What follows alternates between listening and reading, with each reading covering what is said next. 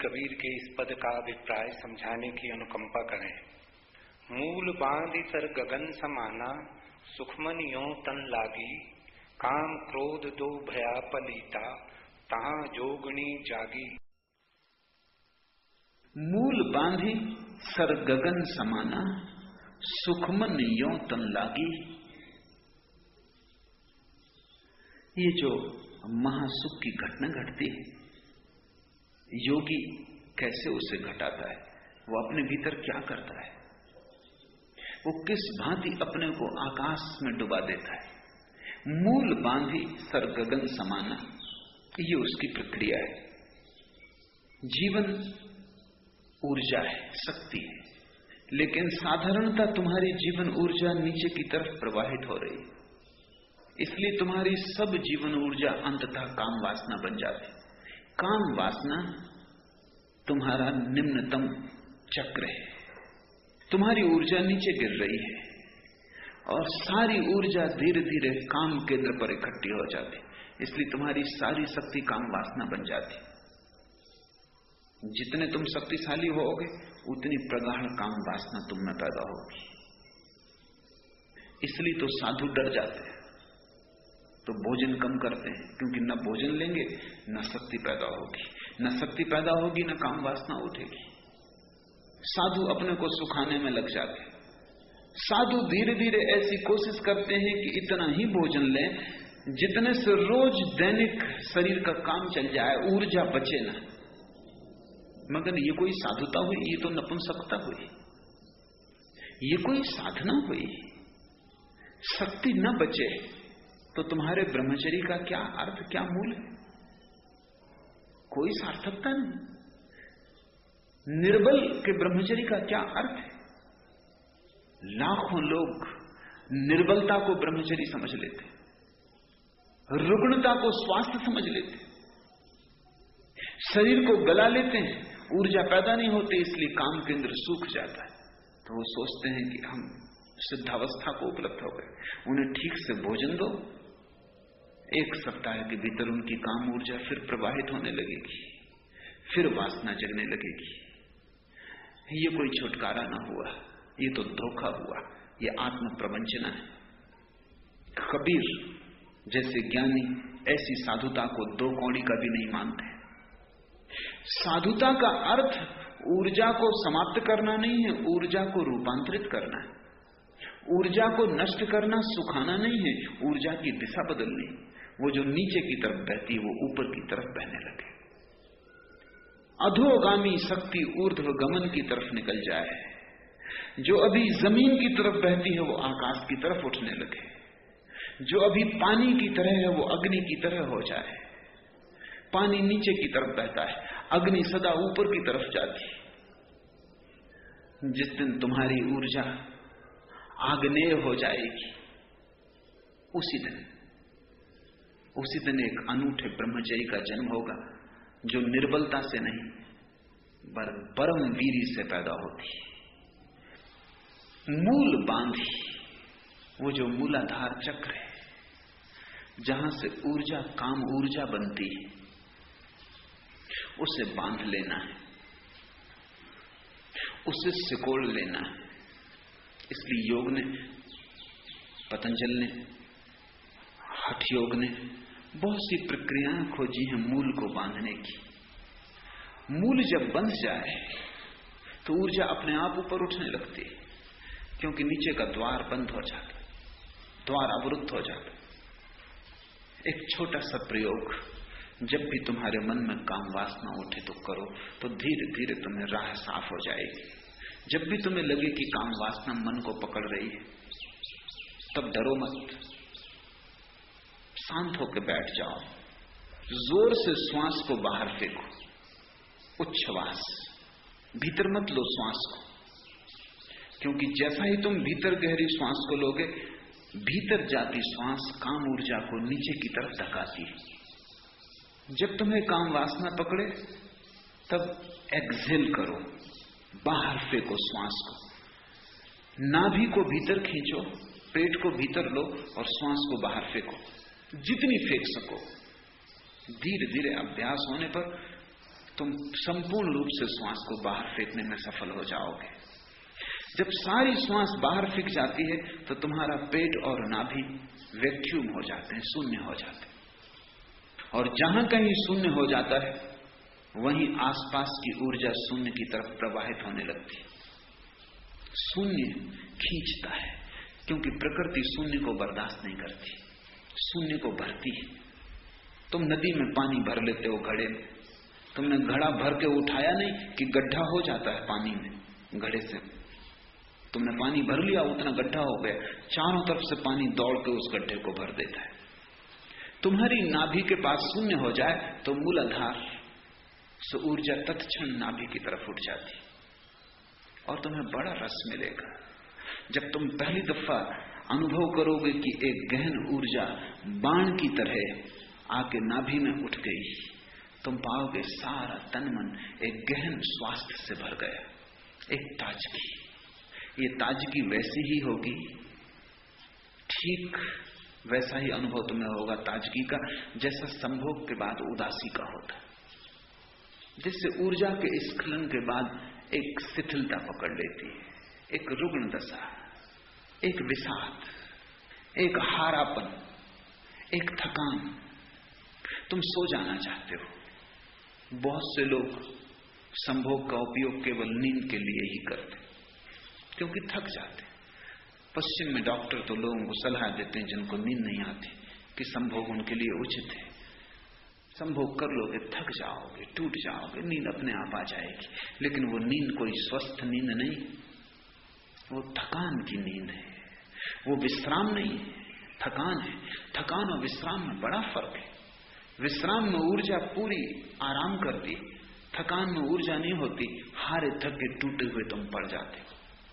संभोग के बाद जैसे विषाद का अनुभव होगा, वैसे ही अगर ऊर्जा नाभि की तरफ उठ जाए तो तुम्हें हर्ष का अनुभव होगा, एक प्रफुल्लता घेर लेगी।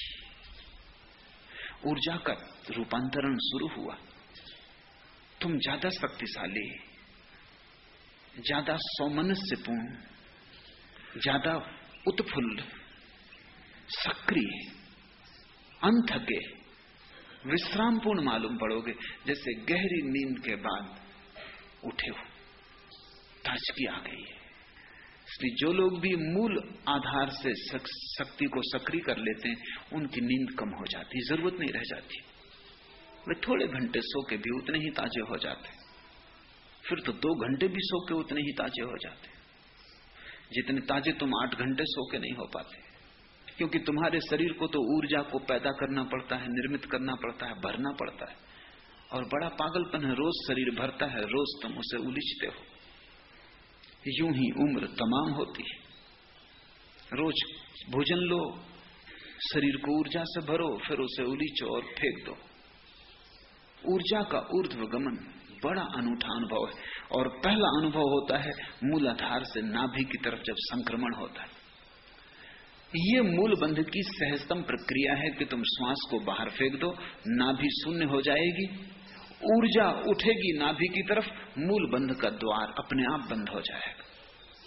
वो द्वार खुलता है ऊर्जा के धक्के से। जब ऊर्जा मूलाधार में नहीं रह जाती, धक्का नहीं पड़ता, द्वार बंद हो जाता। मूल बांधी सर गगन समाना। बस तुमने अगर एक बात सीख ली कि ऊर्जा कैसे नाभि तक आ जाए, शेष तुम्हें चिंता नहीं करनी। तुम ऊर्जा को जब भी काम वासना उठे नाभि में इकट्ठा करते जाओ। जैसे जैसे ऊर्जा बढ़ेगी नाभि में, अपने आप ऊपर की तरफ उठने लगेगी। जैसे बर्तन में पानी बढ़ता जाए तो पानी की सतह ऊपर उठती जाए। असली बात मूलाधार का बंद हो जाना है। घड़े की नीचे का छेद बंद हो गया, अब ऊर्जा इकट्ठी होती जाएगी, घड़ा अपने आप भरता जाएगा। एक दिन तुम अचानक पाओगे कि धीरे धीरे नाभि के ऊपर ऊर्जा आ रही, तुम्हारा हृदय एक नई संवेदना से आप्लावित हुआ जा रहा है। तुम कहते हो कि तुम प्रेम करते हो, लेकिन तुम कर नहीं सकते क्योंकि तुम्हारे हृदय में ऊर्जा नहीं है। तुम लाख कहो कि तुम प्रेम करते हो, तुम प्रेम कर नहीं सकते क्योंकि प्रेम तभी घटता है जब हृदय चक्र में ऊर्जा आती, उसके पहले घटता नहीं। तो तुम समझाते रहो अपने को भी तुम प्रेम करते हो, लेकिन तुमने किसी को प्रेम नहीं किया, ना अपनी पत्नी को, ना अपने बेटे को। ज्यादा से ज्यादा तुम अपने को प्रेम करते हो, बाकी तुम किसी को प्रेम नहीं करते, और वो भी बहुत कमजोर है, वो भी कोई बड़ा गहरा नहीं है। जिस दिन हृदय चक्र पर आएगी तुम्हारी ऊर्जा, तुम पाओगे भर गए तुम प्रेम से। तुम जहां भी उठोगे बैठोगे, तुम्हारे चारों तरफ एक हवा बहने लगेगी प्रेम की। दूसरे लोग भी अनुभव करेंगे कि तुम में कुछ बदल गया, तुम अब वही नहीं हो, तुम कोई और ही तरंग लेके आते हो, तुम्हारे साथ कुछ और ही लहर आती कि उदास प्रसन्न हो जाता है, कि दुखी थोड़ी देर को दुख को भूल जाता है, कि अशांत शांत हो जाता है, कि तुम जहां छू देते हो, जिसे छू देते हो, उस पर ही एक छोटी सी वर्षा प्रेम की हो जाती। लेकिन हृदय में ऊर्जा आएगी तभी ये होगा। ऊर्जा जब बढ़ेगी, हृदय से कंठ में आएगी, तब तुम्हारी वाणी में एक माधुर्य आ जाएगा। जब तुम्हारी वाणी में एक संगीत, एक सौंदर्य आ जाएगा, तुम साधारण से शब्द बोलोगे और उन शब्दों में काव्य होगा। तुम दो शब्द किसी से कह दोगे और तुम उसे तृप्त कर दोगे। तुम चुप भी रहोगे तो तुम्हारे मौन में भी संदेश छिप जाएंगे। तुम ना भी बोलोगे तो भी तुम्हारा अस्तित्व बोलेगा। ऊर्जा कंठ पर आ गई। उपनिषद के गीत तभी तो फूटे होंगे जब ऊर्जा कंठ पर आ गई होगी। बुद्ध के वचन तभी तो निसृत हुए होंगे जब ऊर्जा कंठ पर आ गई होगी। कुरान के वचन साधारण वचन है, लेकिन जब मोहम्मद ने उन्हें कहा था तब उन वचनों में कुछ बात ही और थी। तब वे किसी और ही लोक से आते थे। तुम भी उनको दोहरा सकते हो, लेकिन तुम्हारी ऊर्जा जहां होगी उन शब्दों में वही गुणधर्म प्रविष्ट हो जाएगा। अगर काम वासना से भरा हुआ आदमी कुरान को कितने ही तरन्नुम से गाए तो भी वो कव्वाली ही होगी। वो कुरान हो नहीं सकता, क्योंकि कुरान का संबंध शब्दों से थोड़ी है, तुम्हारी जीवन ऊर्जा से है। और अगर मोहम्मद कव्वाली भी गाएं तो वो कुरान हो जाएगा। उन शब्दों में भी नए भाव आविर्भूत हो जाएंगे, नई कौपलें लग जाएंगी, नए फूल लग जाएंगे। कृष्ण ने गीता कही, वो कंठ से आई ऊर्जा का की अभिव्यक्ति है, अभिव्यंजना है। कितने लोग गीता को कंठस्थ किए और कितने लोग रोज उसका पाठ करते रहते, कितने हजारों पाठ कर चुके। लेकिन अगर काम ऊर्जा मूलाधार से गिर रही है तो गीता तुम गाते रहो, वो गीता तुम्हारी ही होगी, भगवत गीता नहीं हो सकती। भगवत गीता होने के लिए तो चेतना का भागवत हो जाना जरूरी है। ऊर्जा ऊपर उठती जाती, एक घड़ी आती कि तुम्हारे तीसरे नेत्र पर ऊर्जा का आविर्भाव होता है। तब तुम्हें पहली दफा दिखाई पड़ना शुरू होता है। तुम अंधे नहीं होते, उसके पहले तुम अंधे हो, क्योंकि उसके पहले तुम्हें सिर्फ आकार दिखाई पड़ते हैं, निराकार नहीं दिखाई पड़ता, और वही असली में है। सब आकारों में छिपा है निराकार। आकार तो मूलाधार में बंधी हुई ऊर्जा के कारण दिखाई पड़ते, अन्यथा कोई आकार नहीं। तुम कहां समाप्त होते हो, कहां तुम्हारी सीमा है, कहां तुम शुरू होते हो? न कोई कहीं शुरू होता है, न कोई कहीं समाप्त होता है। सारा जगत संयुक्त है। तुम झाड़ों से जुड़े हो, पहाड़ों से जुड़े हो, चांद तारों से जुड़े हो। छोटा सा मकड़ी का जाला हिलाओ और अनंत आकाश के तारे भी कप जाते हैं, क्योंकि सारा अस्तित्व एक है। इसमें दो तो है नहीं कहीं, लेकिन तुम्हें अनेक दिखाई पड़ता है। अंधे हो, मूलाधार अंधा चक्र है। इसलिए तो हम काम वासना को अंधी कहते। वो अंधी है, उसके पास आंख बिल्कुल नहीं है। आंख तो खुलती है तुम्हारी असली आंख जब तीसरे नेत्र पर ऊर्जा आके प्रकट होती, जब लहरें तीसरे नेत्र को छूने लगती, तीसरे नेत्र के किनारे पर जब तुम्हारी ऊर्जा की लहरें आके टकराने लगती, पहली दफा तुम्हारे भीतर दर्शन की क्षमता जगती। इसलिए हमने इस देश में विचार की प्रक्रिया को फिलॉसफी नहीं कहा, हमने विचार की प्रक्रिया को दर्शन कहा। फिलॉसफी पश्चिम में दर्शन शास्त्र का नाम है, हमने वो नाम पसंद न किया, क्योंकि फिलॉसफी तो पैदा हो जाती है मूलाधार में ऊर्जा हो तब भी, लेकिन दर्शन पैदा नहीं होता। और मूलाधार में भटके हुए अंधे कितना ही सोचें, उनके सोचने का क्या मूल्य हो सकता है? वो सोच के भी क्या सोच पाएंगे? अंधा कितना ही प्रकाश के संबंध में विचार करे, सिर पटके, गणित बिठाए, विश्लेषण करे, मीमांसा में उतरे, क्या हल होगा? अंधा जो भी कहेगा प्रकाश के संबंध में गलत होगा। अंधे को तो अंधेरा भी दिखाई नहीं पड़ता, प्रकाश तो बहुत दूर की बात है। तुम शायद सोचते होगे कि अंधे को अंधेरा दिखाई पड़ता है, तो तुम गलती में हो। अंधेरा देखने के लिए भी आंख चाहिए, अंधेरा भी आंख का ही अनुभव है। तुम आंख बंद करते हो, तुमको अंधेरा दिखाई पड़ता है, क्योंकि आंख खोल के तुमको प्रकाश का अनुभव है। अंधे को तो अंधेरा भी दिखाई नहीं पड़ सकता। अंधेरा और प्रकाश तो आंख के अनुभव है। तो अंधे सोच सकते हैं और बड़े दर्शन शास्त्र खड़े कर सकते हैं। Aristotle, Kant, Hegel, Bertrand Russell, पश्चिम के बड़े से बड़े विचारक भी दार्शनिक नहीं है। दर्शन एक अनूठी प्रक्रिया है जिसका संबंध विचार से नहीं, ऊर्जा से। कपिल, कणाद, बुद्ध, महावीर, शंकर, नागार्जुन दार्शनिक हैं, विचारक नहीं है। क्योंकि दार्शनिक होने का अर्थ है जिसकी ऊर्जा की लहरें तृतीय नेत्र के तट से टकराने लगी, अब इसको दिखाई पड़ता है। ये कोई सिद्धांत नहीं बनाता है, इससे जो दिखाई पड़ता है उसे सिद्धांत में बांधता है। ये टटोलता नहीं अंधेरे में, इससे जो दिखाई पड़ता है उसे शब्दों में उतारता है ताकि अंधों तक शब्द पहुंचाया जा सके। और जब तुम्हारे जीवन में आंख आती तब सिवाय परमात्मा के कुछ भी नहीं दिखाई पड़ता, सारा संसार माया हो जाता है, सिर्फ परमात्मा सच होता है। अभी माया सच है, परमात्मा एकमात्र असत्य है। तो तुम लाख कहो कि हम मानते हैं, लेकिन तुम जानते हो कि परमात्मा है नहीं। मानोगे तुम कैसे? जिसे जाना नहीं उसे मानोगे कैसे? जिसे देखा नहीं उसे तुम मानोगे कैसे? भीतर तो संदेह बना ही रहता है। पूज लेते हो मंदिर में जाके, हाथ जोड़ के मूर्ति के सामने खड़े हो जाते हो, जरा गौर करना, भीतर तुम संदेह के कीड़े को सरकता हुआ पाओगे। लेकिन झुक जाते हो डर के कारण, पता नहीं हो ही पीछे पछताना पड़े। मुल्ला नसरुद्दीन का एक मित्र मर रहा था। मित्र एक मौलवी था,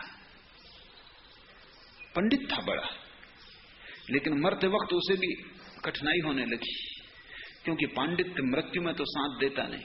वो डरा। अब तक तो कहता रहा कि ईश्वर है, ये है, वो है, सब सिद्धांत, लेकिन अब उसे समझ में ना आए कि क्या करे, मौत करीब आ गई, क्षण भर की देरी है, क्या होगा क्या ना होगा। किसी ने कहा कि तुम मुल्ला नसरुद्दीन को क्यों नहीं बुला लेते, वो बड़ा ज्ञानी है, मरता क्या ना करता, डूबते तिनके का सहारा ले लेते। हो चलो बुला लो। नसरुद्दीन को संदेह तो था, भरोसा तो था नहीं, लेकिन कोई हर्जा नहीं। नसरुद्दीन आया और उसने कहा ठीक, तुम प्रार्थना करो कि हे परमात्मा, हे शैतान, मुझे संभाल। उसने कहा ये किस प्रकार की प्रार्थना है? नसरुद्दीन ने कहा कि मरते वक्त खतरा लेना उचित नहीं, पता नहीं परमात्मा हो या ना हो, और पता नहीं शैतान ही हो। तुम दोनों से ही प्रार्थना कर लो, जो भी होगा सहायता करेगा। इस घड़ी में किसी को नाराज करना ठीक नहीं। भय के कारण पूजा चलती है, श्रद्धा के कारण नहीं। परमात्मा पर भरोसा तो तभी आता है जब ऊर्जा तीसरे नेत्र में प्रवेश करती है, तुम देखने में समर्थ हो जाते हो। तब तक परमात्मा एक झूठ है और माया सत्य है। फिर सारी चीज बदल जाती है। परमात्मा सत्य हो जाता है, संसार झूठ हो जाता है। दर्शन की क्षमता, विचार की क्षमता का नाम नहीं, दर्शन की क्षमता देखने की क्षमता है, वो साक्षात्कार है। जब बुद्ध कुछ कहते हैं तो देखकर कहते हैं, वो उनका अपना अनुभव है। अननुभूत शब्दों का क्या अर्थ है? केवल अनुभूत शब्दों में सार्थकता होती। मैंने सुना है, एक छोटे से गांव में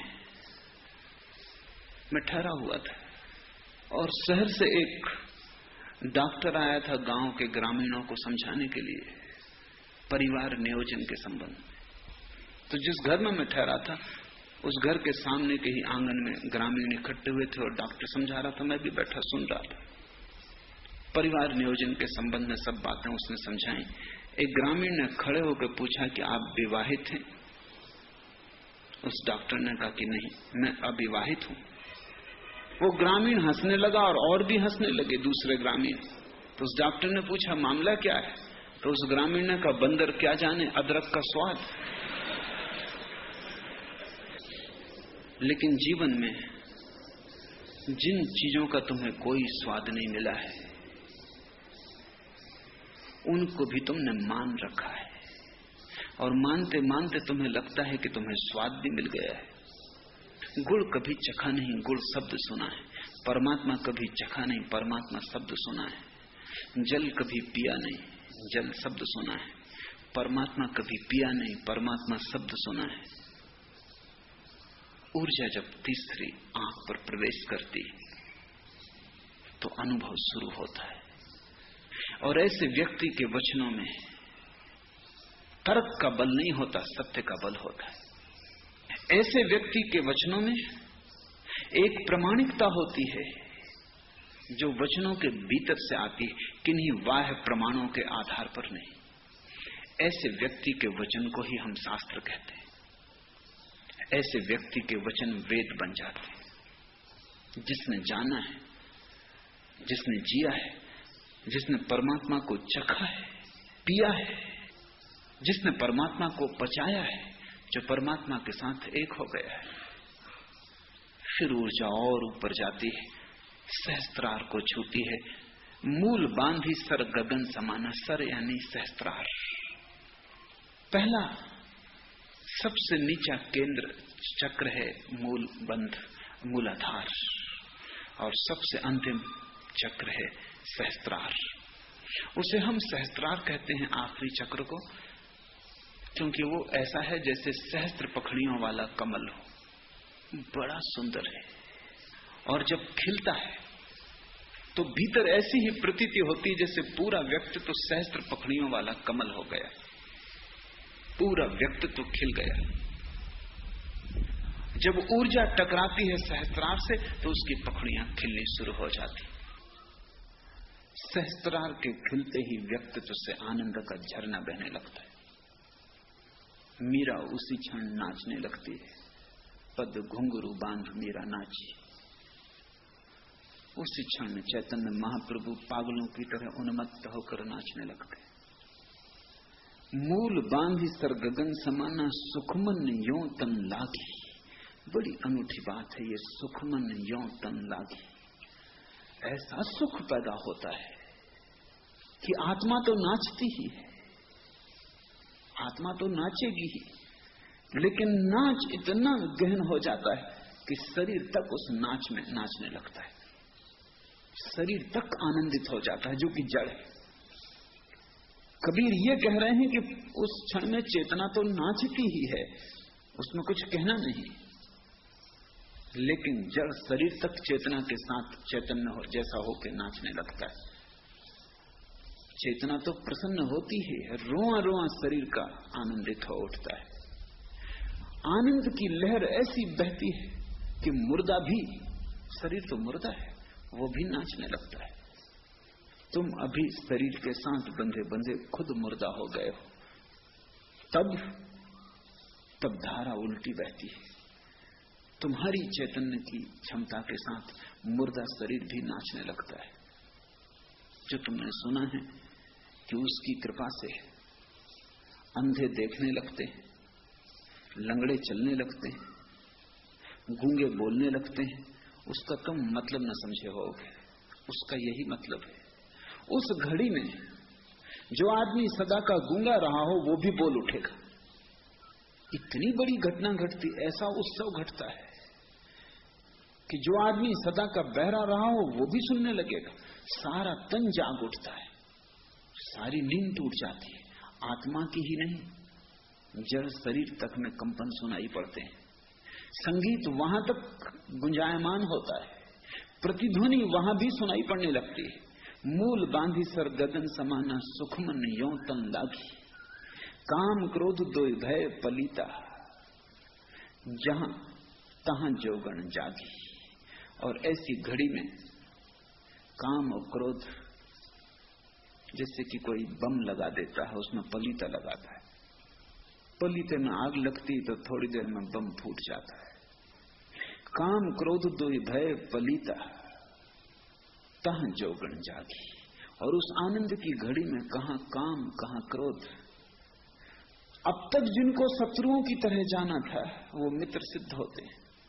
काम क्रोध दोनों ही उस परम विस्फोट में पलीता बन जाते हैं।